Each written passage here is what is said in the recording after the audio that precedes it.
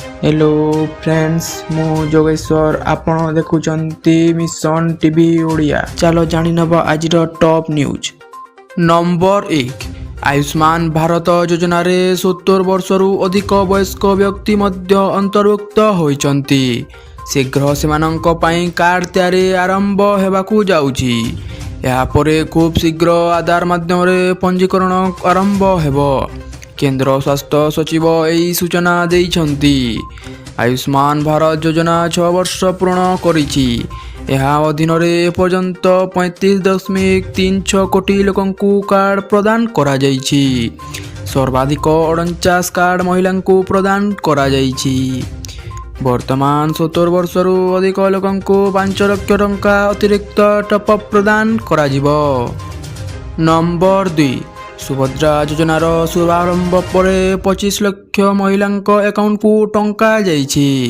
ପ୍ରାୟ 1150 କୋଟି ଟଙ୍କା ସୁଭଦ୍ରା ହିତାଧିକାରୀଙ୍କ ଆକାଉଣ୍ଟକୁ କ୍ରେଡିଟ୍ ହୋଇଛି।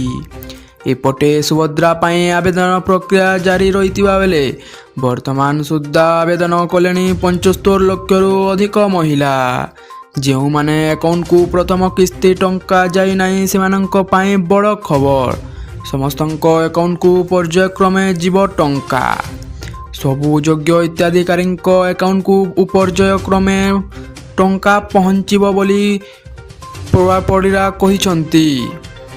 ନମ୍ବର 3 ବଙ୍ଗୋପସାଗରରେ ସୃଷ୍ଟି ଘୂର୍ଣ୍ଣିବଳୟ ଲଘୁଚାପ କ୍ଷେତ୍ରରେ ପରିଣତ ହୋଇଛି। ଏହା ପ୍ରଭାବରେ ଆସନ୍ତା 27 ତାରିଖ ଯାଏଁ ରାଜ୍ୟରେ ସମ୍ଭାବନା ରହିଛି ବର୍ଷା। ଲଘୁଚାପ ଯୋଗୁଁ ରାଜ୍ୟରେ ପୁଣି ବର୍ଷାର ପରିମାଣ ବଢ଼ିପାରେ ବୋଲି ପୂର୍ବାନୁମାନ କରିଛି ଭୁବନେଶ୍ୱର ପାଣିପାଗ କେନ୍ଦ୍ର। ଏଥିପାଇଁ 24 ଜିଲ୍ଲାକୁ ସତର୍କ କରାଇଛି ପାଣିପାଗ ବିଭାଗ।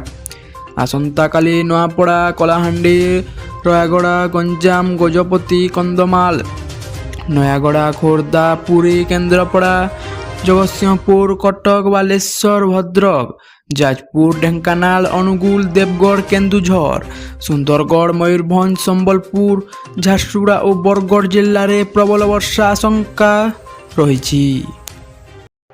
ନମ୍ବର 4 ଓଡ଼ିଶାର ପ୍ରସ୍ତାବିତ ପ୍ଲାନ୍କୁ ଜେଏସଡବ୍ଲ୍ୟୁ ମହାରାଷ୍ଟ୍ରକୁ ନେଇଯିବେ ଜାତୀୟ ଗଣମାଧ୍ୟମରେ ଚର୍ଚ୍ଚା ହେଉଛି। ଆଉ କମ୍ପାନୀ ତାର ପ୍ରକଳ୍ପ ସ୍ପିଡ୍ କରିବା ନେଇ ମଧ୍ୟ କୌଣସି ସୂଚନା ନଥିବା ବେଳେ ଶିଳ୍ପ ମନ୍ତ୍ରୀ କହିଛନ୍ତି। ଗତ 7 ମାସରେ ବିଜେଡି ସରକାର ଥିବା ବେଳେ ଜେଏସଡବ୍ଲ୍ୟୁ କମ୍ପାନୀ ଓଡ଼ିଶାରେ ପ୍ରତିଷ୍ଠା ନେଇ ଚୁକ୍ତି କରିଥିଲା। ଏହା ସହ 40,000 କୋଟି ନିବେଶରେ ଓଡ଼ିଶାରେ ପ୍ଲାଣ୍ଟ ପାଇଁ ଚୁକ୍ତି କରାଯାଇଛି। ଏଥିପାଇଁ ପ୍ରସ୍ତୁତି ମଧ୍ୟ ଆରମ୍ଭ ମଧ୍ୟ ହୋଇଥିଲା। କିନ୍ତୁ ଏବେ କମ୍ପାନୀ ଏହି ପ୍ରକଳ୍ପକୁ ଓଡ଼ିଶାରେ କହିବାକୁ ପଞ୍ଚଘୁଞ୍ଚା ଦେଉଛି। ଓଡ଼ିଶା ବଦଳରେ ଏବେ କମ୍ପାନୀ ମହାରାଷ୍ଟ୍ରରେ କରିପାରେ ବୋଲି କୁହାଯାଇଛି। ନମ୍ବର 5 ଏଣିକି ସରକାର କାର୍ଯ୍ୟରେ ରାଜ୍ୟ ଭିତରେ ବିମାନ ଯୋଗ ଯାତ୍ରା କରିପାରିବେ ସରକାର ଅଧିକାରୀ। ଏନେଇ ଓଡ଼ିଶା ସରକାରଙ୍କ ପକ୍ଷରୁ ଅନୁମତି ଦିଆଯାଇଛି। ରାଜ୍ୟ ଅର୍ଥ ବିଭାଗ ପକ୍ଷରୁ ଜାରି ହୋଇଥିବା ବିଜ୍ଞପ୍ତି ଅନୁଯାୟୀ ଗ୍ରୁପ ଏ ବର୍ଗର ରାଜ୍ୟ କର୍ମଚାରୀଙ୍କୁ ରାଜ୍ୟ ମଧ୍ୟରେ ସରକାରୀ କାର୍ଯ୍ୟକ୍ରମ ସମୟରେ ବିମାନ ଯୋଗେ ଯାତ୍ରା କରିବାକୁ ରାଜ୍ୟ ସରକାର ଅନୁମତି ପ୍ରଦାନ କରିଛନ୍ତି। ବର୍ତ୍ତମାନ ଅନ୍ତଃରାଜ୍ୟ ଆକାଶ ମାର୍ଗରେ ସଂଯୋଗକୁ ଦୃଷ୍ଟିରେ ରଖି ସରକାର ଏହି ନିଷ୍ପତ୍ତି ନେଇଛନ୍ତି।